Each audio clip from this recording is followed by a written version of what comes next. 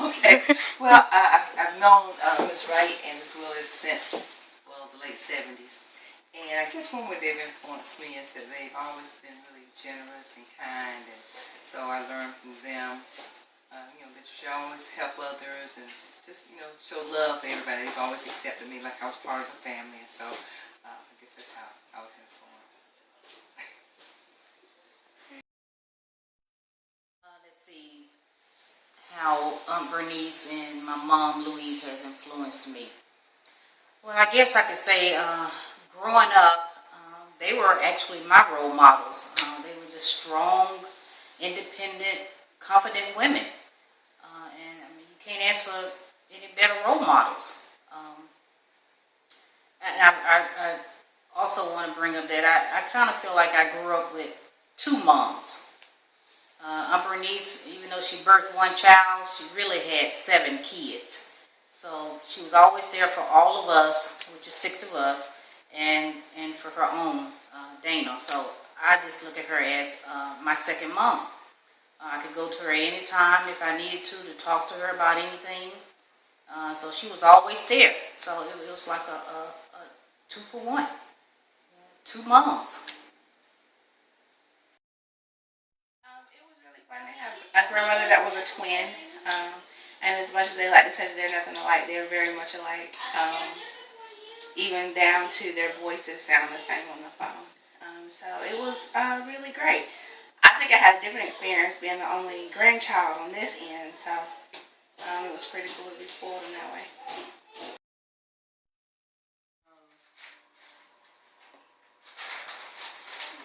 They had like a sense of love for each other, something deeper than a regular brother or sister had, something that twins have.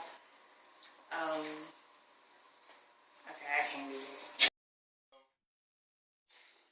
I will say that they welcomed me into this family, open arms. No strings attached. They didn't know much about me, but that didn't stop them from, loving me as if I was, born and raised with this family. So very appreciative of that.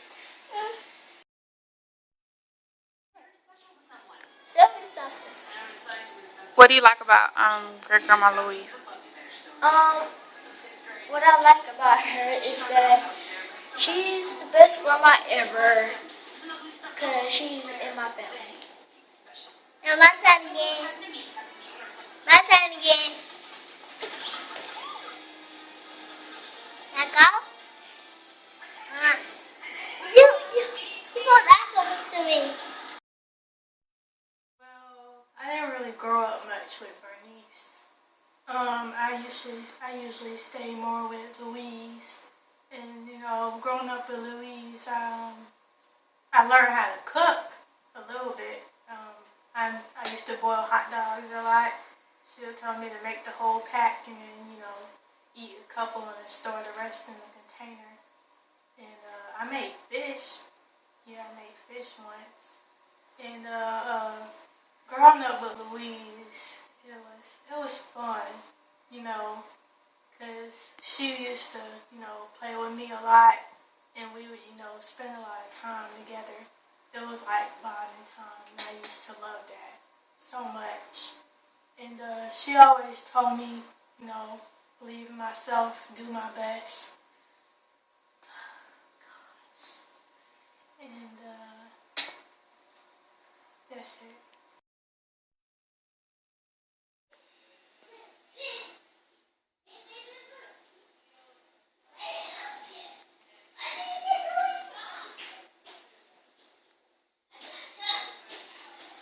Or any story.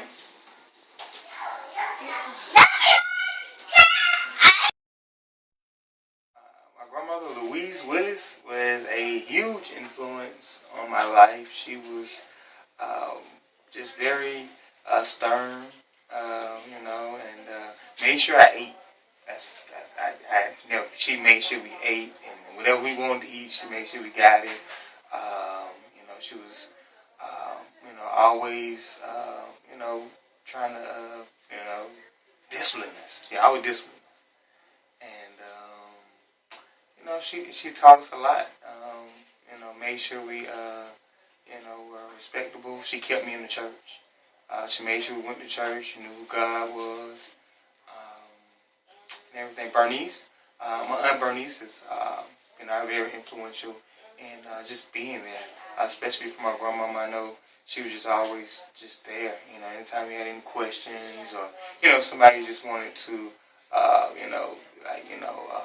grandmother, just kind of talk about things. She was always there, and she was always a very, very just kindred soul, kindred spirit. Very nice, very, very polite. Every time we always went over there, she was just like the sweetest person ever. So that's what I remember a lot about Bernice, is just how nice and kind she was, and how she was always concerned. Let's see, a memorable story. I do remember, growing up, and Aunt Bernice was always there. Sometimes for us to go to church, she would take us to church with her. And one time she took me to church. Mom had combed my hair, and by the time she got me to church with her, it was a hot mess. So Mom never knew how to comb hair. Never done. So I guess that's probably where I get that from. I can't comb hair either. But I do remember that, going to church with her, Aunt Bernice, and just coming home a hot mess.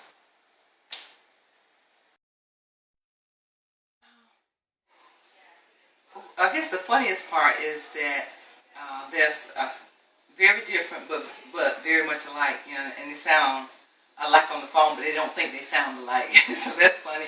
And I think the funniest thing I remember with the two of them is we all went to North Carolina together one time when Danielle was little, and Miss Wright, I think, likes to just drive straight through. Miss Willis likes to stop a lot, so they were funny. And Miss Willis would want to go to the bathroom, or she'd say, Danielle needs to go to the bathroom, because Danielle was little. And so then they would both get out and go into the restroom. But every time they go in, Miss Willis would get something to drink for her and for Danielle. And then we'd go down the road, maybe 30 minutes to an hour, and then Miss Willis would say, Danielle needs to use the bathroom. And so then we have to stop again, then they go inside, and then they come back out with another drink. So every time they were, and so Miss Wright was getting irritated, but it was funny. It was a fun trip, but I thought it was so funny, because we keep stopping to go to the bathroom, but she was using Danielle as the excuse because she was little. So I thought it was funny. The funny part is them trying to prove how different they are from each other, but they're not so much. I don't know. Aunt Louise was always really, really outgoing, and you never knew what she was going to say next. And Grandma was a bit more quiet, but when she has an opinion about something, you definitely know it. The story that I remember, I guess I start with my grandma first, Louise.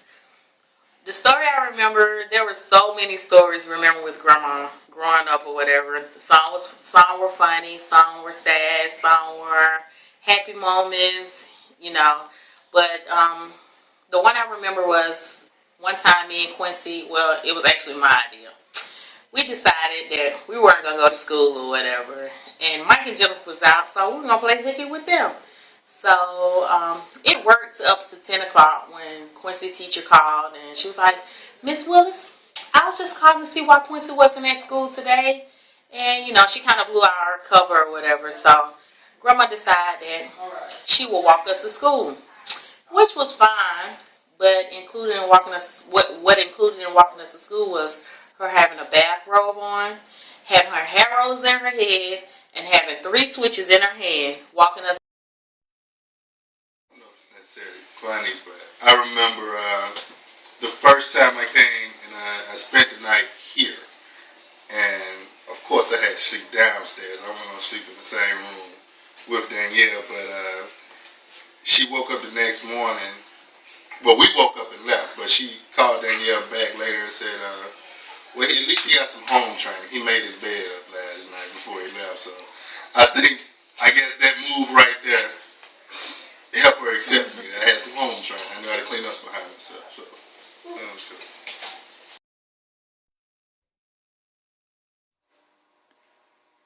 What's a funny story you remember about them I growing don't up? even have a funny story. Oh. Would it be appropriate if I told the story about grandma getting pooped on the head by that bird? I can tell that story. Tell me you ready. I've been recording. This was like a couple years back. Man, I probably had to be. Well, I knew I was in elementary school at the time. Me and my sister and Louisa Willis, my grandmother, was walking from McDonald's by 5 Points on our way back to her house, and me and my sister was walking up ahead of her, and she was just a couple steps behind us. And out of the blue, we just heard my grandmama scream, and we turned around and come to find out a pigeon pooped on her head while she was drinking her juice. And me, I thought it was hilarious, which it was, because I was all in the street cracking up, and my sister was cracking up on the side too, but she was trying to figure out what was wrong with her. At the same time, my grandmama, she was shocked, but I mean, she couldn't do nothing about it, so we had to turn back around and go to McDonald's and get her all cleaned up. And I knew she was done with that drink. She wasn't drinking no more drinks walking downtown no more. But I think that had to be the most funniest memory I have of my grandmother. Most memorable moments, funniest moments, I guess. I know my mom is so many of them. Really, a whole lot of them I got to take to my grave. She was up on the roof one day with a shotgun waiting on Daddy to get home. And another one is she had a bottom grill going across her teeth when she was a little younger. She don't think we remember that. And let's see, another funny moment I remember about my mom growing up. She was going to work one night. She worked the evening shift at Piedmont, and someone ran past her and stole her purse. So what she did was she came home and she woke the whole house up, and we had to go to school the next morning. So she called the pastor, and I think we were going to Church of Atlanta Lighthouse at the time. I think that's the church we was going to. So she called the pastor and she whined all night about that purse. I just couldn't understand it because she always kept her money up in her boobs right here. So there was no money in the purse. It was just ID. She could just get, another ID made. So I never understood that, but that was really funny because no one got sleep that night because someone stole a purse. So those are some of the funniest moments I remember about my mom, and I won't tell any more because the rest of them need to go to my grave.